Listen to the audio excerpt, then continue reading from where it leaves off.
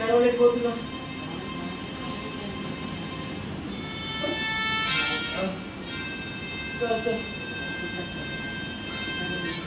రెండు రోజులైంది అన్నం తిని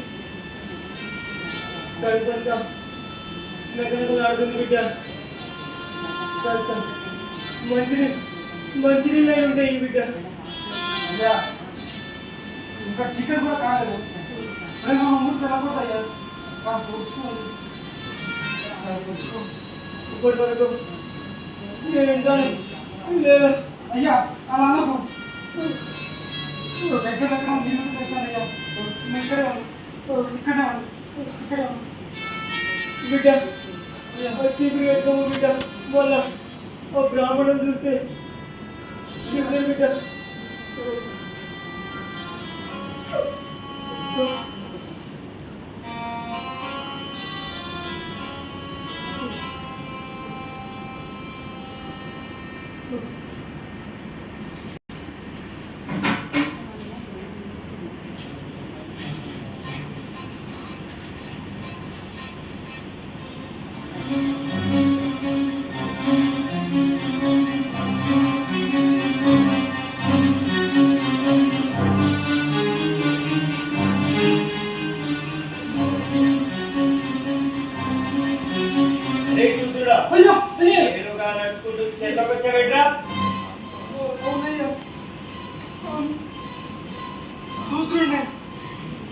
అందుకే మేడకుంటా నడుము చిప్పలు కట్టుకొని తిరుగుతున్నానయ్యా. మా అమ్ముడు కూడా ఈ కుండలోనే ఉమ్మాలి లేదా ఉంటున్న చోట భూమి పీడైపోతుంది.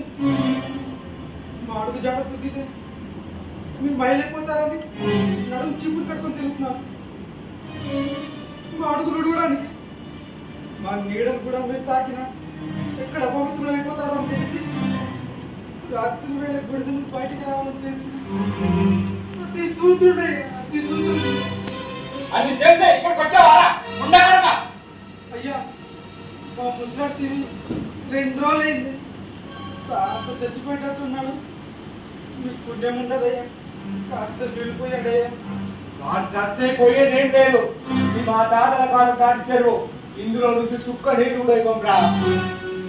అయ్యా అంత సాహసం చేసి బ్రతకన్నా అతి సూత్రుడిని అంటే అనేవాడిని. దౌర్భాగ్యం.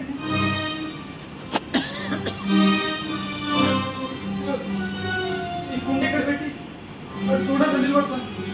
మీకు పుణ్యం ఉండదు, కాస్త నిలిపోయండి అయ్యా. నీళ్ళు కావాలా మీకు? అవునయ్యా. చూస్తారేంట్రా?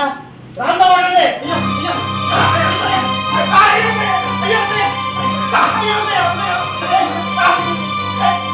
నీళ్ళు కావాలండి, నీళ్ళు. అయ్యా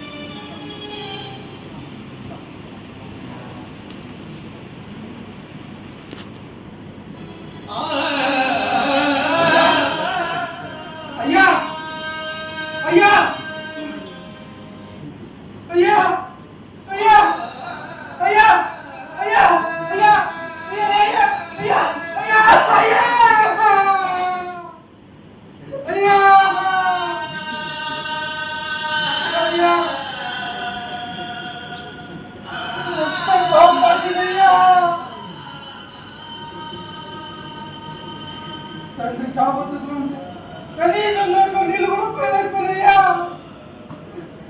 అయ్యా అయ్యా అయినా మంచి జరిగింది అయ్యా, మంచి జరిగింది, మంచి జరిగింది. ఈ అగ్రవర్ణాల మన ముద్రలు ఎత్తిపోస్తూ వారి మురికి పనులన్నీ మనమే చేస్తూ తిండి లేక ఊరవతల చెట్టే పడ్డ అతి సూత్రులమని ఎట్టరాని వాళ్ళమని అవమానింపబడుతూ అసహింపబడుతూ బ్రతకడం కంటే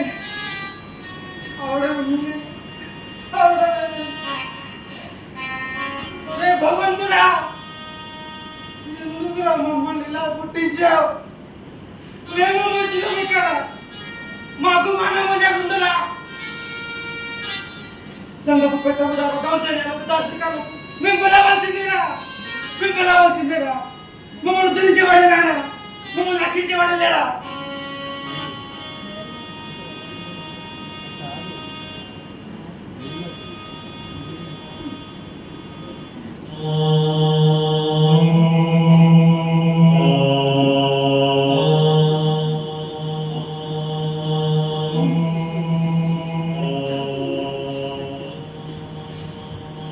భగవంతుడా, నువ్వు ఉన్నావు నిజమైతే మమ్మల్ని నరక కుప్పం నుండి బయటికి ఉద్ధరించడానికి ఎవరైనా పంపించు, ఉద్ధరించడానికి ఎవరైనా పంపించు, ఎవరైనా పంపించు. అయ్యా అయ్యా అయ్యా అయ్యా.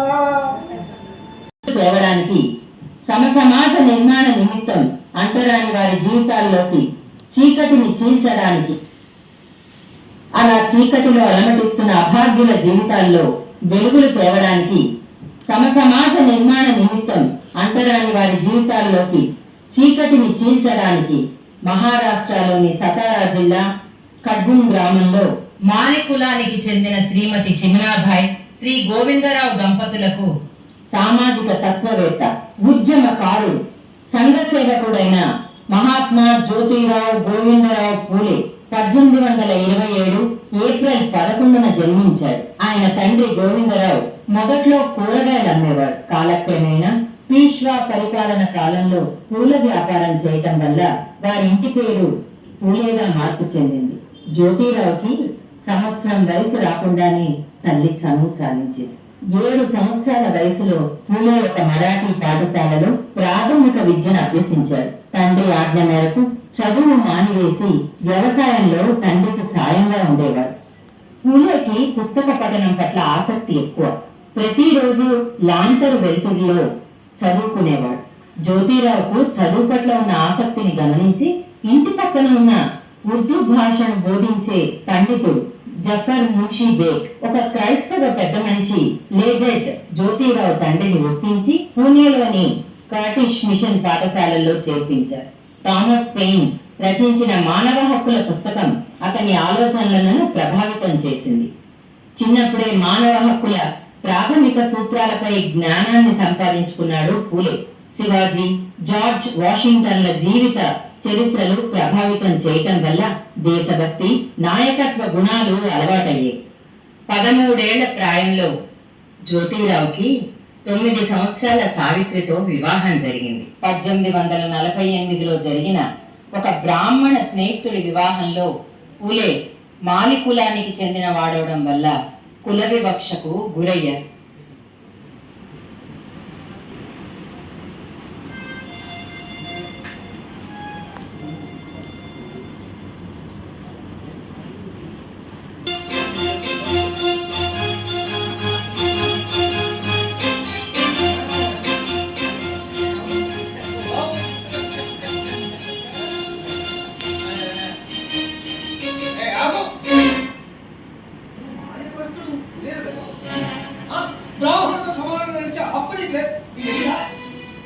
నేను మనిషిని కా, నేను మీలాగే చదువుకున్నాను, మీతో పాటే సమానంగా ఊళ్ళోనే బ్రతుకుతున్నాను.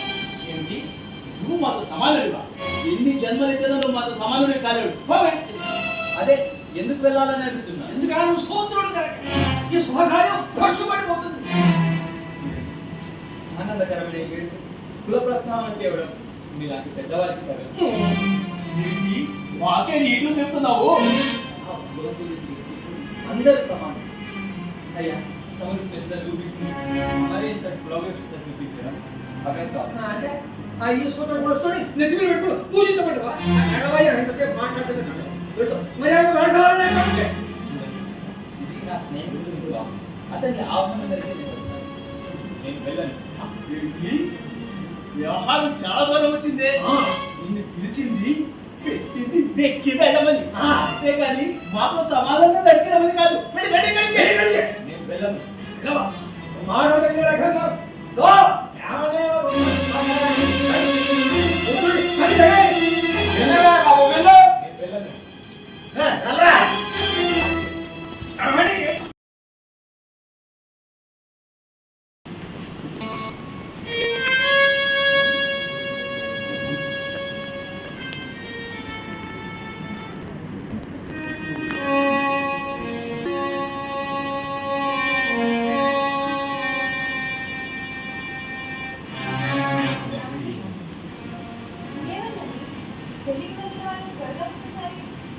పెళ్లి బాగా జరిగిందా? బాగానే జరిగింది. కానీ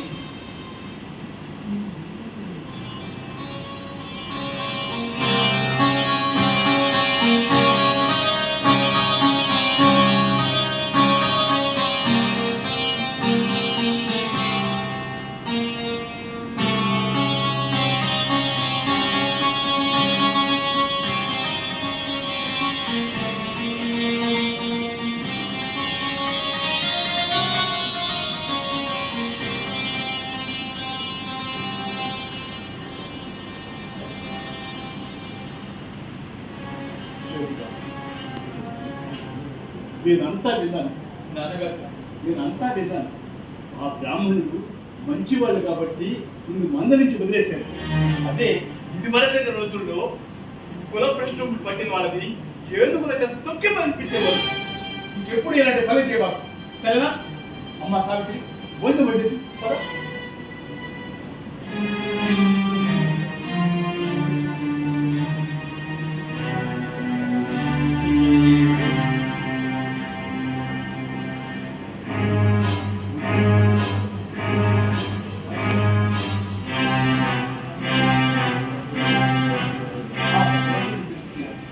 అందరూ సమానం. ఎందుకు సాటి మనిషి పట్ల వివక్షత? ఆత్మాభిమానాన్ని చంపుకొని బ్రతకవలసింది. శూద్రంలో మొత్తుకున్నంత మాత్రం సంఘంలో గౌరవ మర్యాదలు సమానంగా ఉండవా? ఈ వివక్షత రూపమాపడానికి, ఆత్మాభిమానాన్ని కాపాడుకోవడానికి ఆయుధం పట్టవలసిందేనా? కత్తులు కడులు సాటి మనిషిపై తిరగబడుతుంది. ఈ వివక్షత పోతుంది. భయం ద్వారా ఎంతకాలం ఉంటుంది? తప్పదు, ఆయుధం పట్టవలసిందే. కానీ కత్తులు కర్రలు కాదు, చదువు అనే ఆయుధం పట్టాలి. చదువు లేని కారణంగా స్త్రీలను, శూద్రులను, పంచమ వర్ణాల వారిని బానిసగా చేసుకుని పెత్తనం చలాయిస్తున్నారు. ప్రతి ఒక్కరిలో చైతన్యం రగిలించాలి, జ్ఞానం పెంపొందించాలి. జ్ఞానం అనే ఆయుధాన్ని అందరి చేత పట్టించాలి. అప్పుడే సమాజ స్థాపన జరిగింది. ముందు నా ఇంటి నుంచి మొదలు పెడతాం. సావిత్రి, సావిత్రి, నేటి నుంచి నువ్వు చదువుకోవడం మొదలు పెట్టు. అయ్యో వద్దండి. స్త్రీలు చదువుకుంటే భర్త అల్పయిష్పడతానని గ్రంథాలలో ఉంటుంది కదా. ఇచ్చిదానా, స్త్రీలు చదువుకుంటే ఇక్కడ తమకు సమానంగా ఎదిగిపోతారని ఈ మగవాళ్ళు అల్లిన కట్టుకదారు. ఇవే కాదు, శూద్రులు, పంచమ వర్ణాల స్త్రీలు, పురుషులు, పిల్లలు అందరూ చదువుకోవాలి. అప్పుడే సమాజంలోని ఈ వివక్షతను దూరం చేయవచ్చు.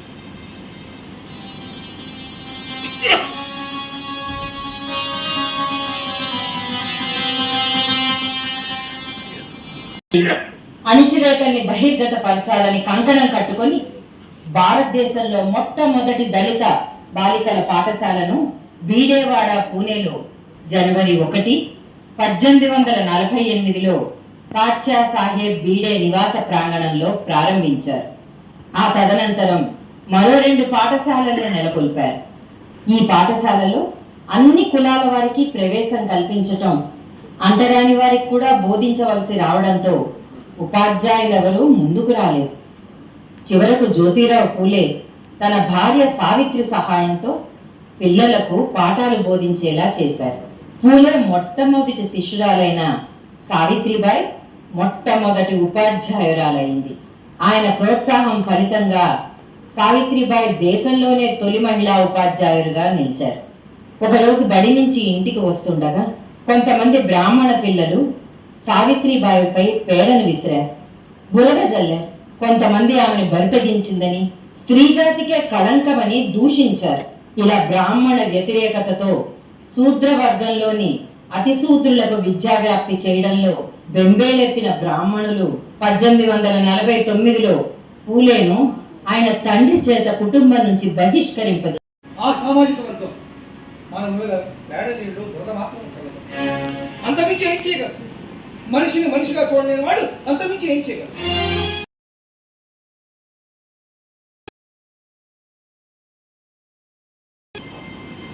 అడగాలి వర్గాలు విద్యను అభ్యసించి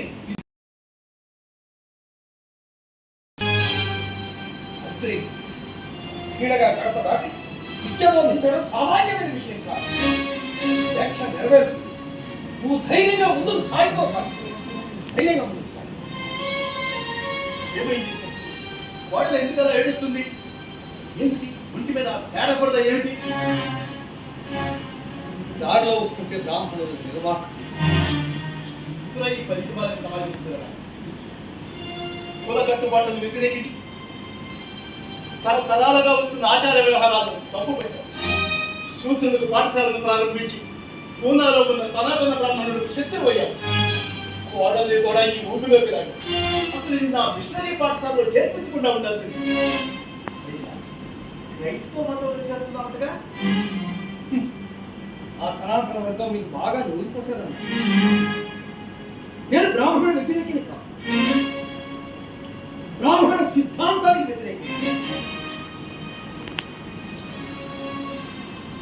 రకాలైన వర్గాలని ఈ జాతిని చూడంగా నేను వ్యతిరేకిస్తున్నాను. ఇక క్రైస్తవం అంటారా? అందులో వర్గ పోరాటం, వర్గ విభేదాలు లేదు. నాకు బ్రాహ్మణ స్నేహితులు ఉన్నారు. నేను క్రైస్తవంలో మారడం నా సిద్ధాంతం కాదు. నేను హిందూ మతంలోనే ఉంటాను. నేను చనిపోయే వరకు హిందూ ధర్మాన్ని కొనసాగిస్తాను. అణగారిన వర్గాల అభ్యున్నతి కోసం నేను కృషి చేస్తాను. సమాజ బుద్ధులను కట్టిపెట్టి బుద్ధిగా జాతి వారిని, నిమ్న జాతి వారిని వారిని చదివించి ముందుకు తీసుకొచ్చి వాళ్ళ పురోభివృద్ధి చెందేంత వరకు నేను శ్రమిస్తానని పథకం శపథం చేస్తున్నాను. అయితే నీకు నా ఇంట్లో స్థానం లేదు. వెంటనే ఇక్కడి నుంచి వెళ్ళిపో.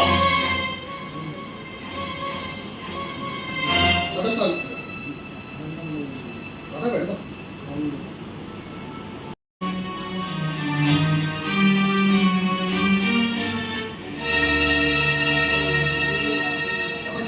మీకేం కావాలి? చంపేస్తాం. మీకు నాకు శత్రుత్వం లేదు. నన్ను చెప్పాలనుకుంటున్నారు. లేదు కానీ నిన్ను చంపితే మాకు 1000 రూపాయలు ఇస్తామన్నారు. మిమ్మల్ని ఎవరు పంపించారు? ఆ 1000 రూపాయలు మీరు ఏం చేస్తారు? మేము మా పిల్లలకు కొన్ని రోజులు కడుపు నిండా తిండి తింటాం. ఆ తర్వాత మళ్ళీ దోపిడీలు దొంగతనాలు. మీ పిల్లలు కూడా దోపిడీ దొంగతనాలు చేస్తే అభివృద్ధి వెళ్ళాల్సిందే. సరే సావిత్రి, ఇదిగో వీళ్ళ పిల్లల్ని స్త్రీలో చదివించడం మానదు. చెప్పండి, ఇంతకుమించి ఏం చేయగలరు? నేను చనిపోయినా సరే ఈ సూత్రుల పిల్లల్ని మన స్త్రీలను చదివించి ఇంకా చెప్పండి. సరే చెప్పండి, ఏమన్నారు? ఈ సూత్రుల పిల్లలను స్త్రీలను చదివించమని చెప్తున్నారు. వాళ్ళు ఈ విషయం మాకు చెప్పనే లేదయ్యా. అది మీరేనా అలాంటి శూద్రుల పిల్లలకు పాఠశాలలు పెట్టి చదువు చెబుతున్నది?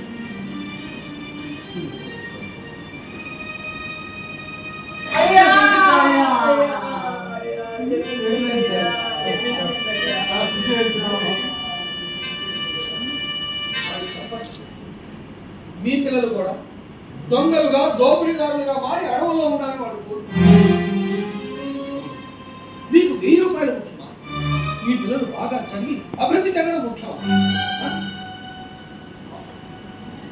వీడు ఎవరన్నా? అయ్యో, వీడు ఆటలతో పెడుతున్నారు. వాడికి భోజనం ఏర్పాటు చేయాలి. అలాగేనండి.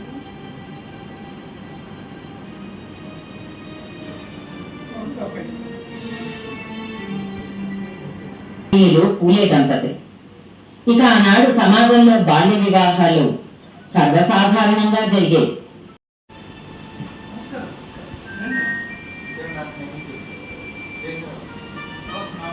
సోదరి ఆశీప పూలే గారు, మీరే నా కుటుంబ గౌరవాన్ని కాపాడాలయ్యా. అసలు ఏం జరిగింది? నా చెల్లె ఇద్దరు కానీ గర్భవతయ్యా.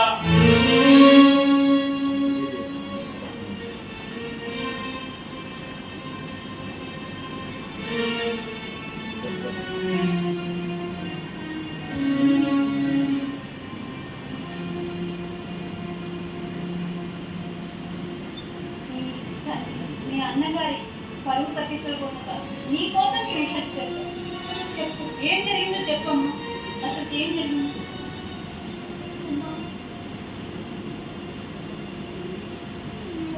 చనిపోయి 2 సంవత్సరాలు అవుతుందమ్మా. ఇంట్లోనే తిండి అది కూడా మోసకపోతే అమ్మా.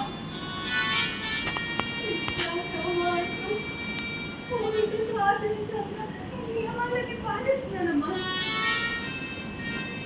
మరి ఇదేలా జరిగిందమ్మా?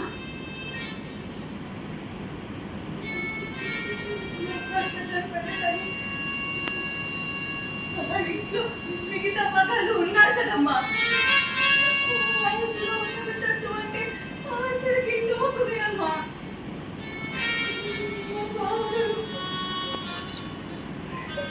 మరి నువ్వు ఎదిరించలేదా? ఏదో ప్రేమతో నన్ను తాగడానికి ప్రయత్నించిన ప్రతిసారి ఎదిరించానమ్మా. ఎన్నోసార్లు తిరగబడ్డానమ్మా. ఫలితంగా కొడుకు మార్చారమ్మా.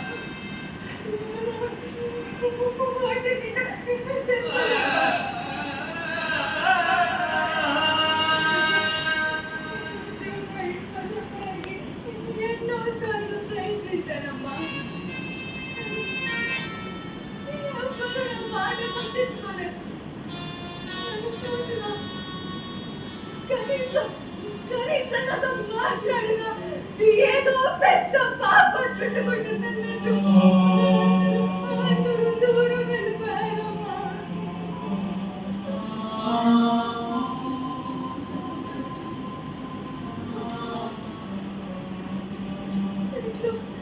ఎనలేని సమయంలో మృగల్లా నా మీద పడిన.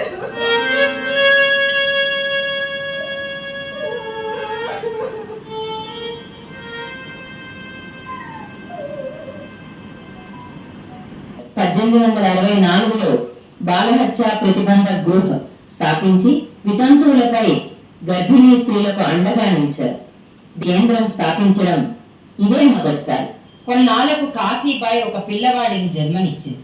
ఆ పిల్లవాడికి సంతానం లేని పూలే దంపతులు ఆ పిల్లవాడిని దత్తత తీసుకున్నారు. 1873 సెప్టెంబర్ 24న సత్యశోధక్ సమాజాన్ని పూలే స్థాపించారు. దేశంలోనే ఇది మొట్టమొదటి సంస్కరణోద్యమం.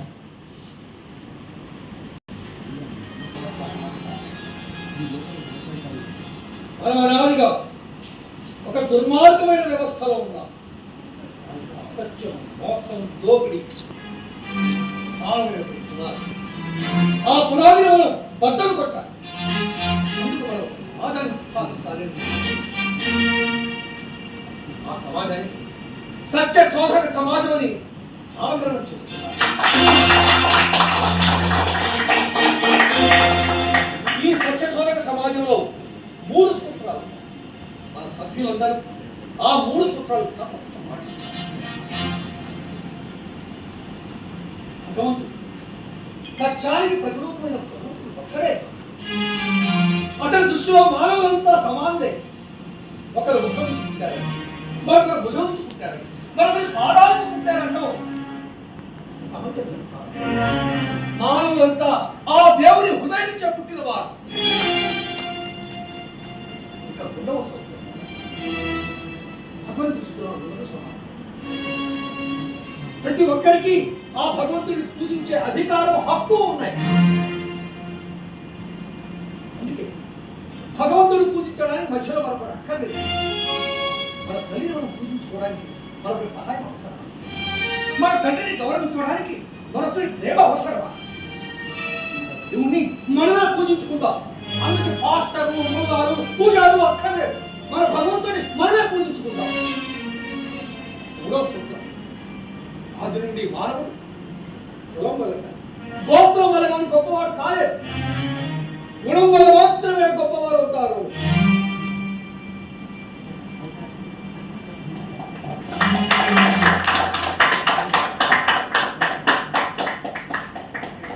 వైవిధ్యం ఉండాలన్నది జ్యోతిరావు పూలే ఆశయం. అదే ఆయన వాదం. సమాజంలో గొప్ప పేద, ఎక్కువ తక్కువ తారతమ్యాలు పోతాయని ఆయన ఆశించారు. ప్రజా సేవ తప్ప వేరేది తెలియని వ్యక్తి జ్యోతిరావు పూలే. జ్యోతిరావు పేరులో ఉన్న జ్యోతి దేశానికే సమధర్మం చూపింది. ఇంటి పేరు పూలే దళితులకు పూలబాట వేసింది. దేశాన్ని నందనోద్యావనంగా తీర్చిదిద్దడానికి కృషి చేసిన తోటమాలి జ్యోతిరావు పూలే. సమానత్వం, స్వేచ్ఛ, ఐకమత్యంతో కూడిన సమసమాజాన్ని కాంక్షించారు. సామాజికంగా, ఆర్థికంగా అట్టడుగులో ఉన్న వర్గంలో జన్మించి ధైర్య సాహసాలతో, ఆత్మబలంతో అవరోధాలు ఎదుర్కొని చదువుకొని పైకి వచ్చి తనలాంటి కోట్లాది మంది కోసం నడుము కట్టిన కరుణామయుడు. 11 మే 1888వ సంవత్సరం బొంబాయిలో భారీ జన సమూహ కరతాళ ధ్వనుల మధ్య బరోడా మహారాజు సయాజీరావు సమక్షంలో జ్యోతిరావు పూలేకు భారీ సన్మానంతో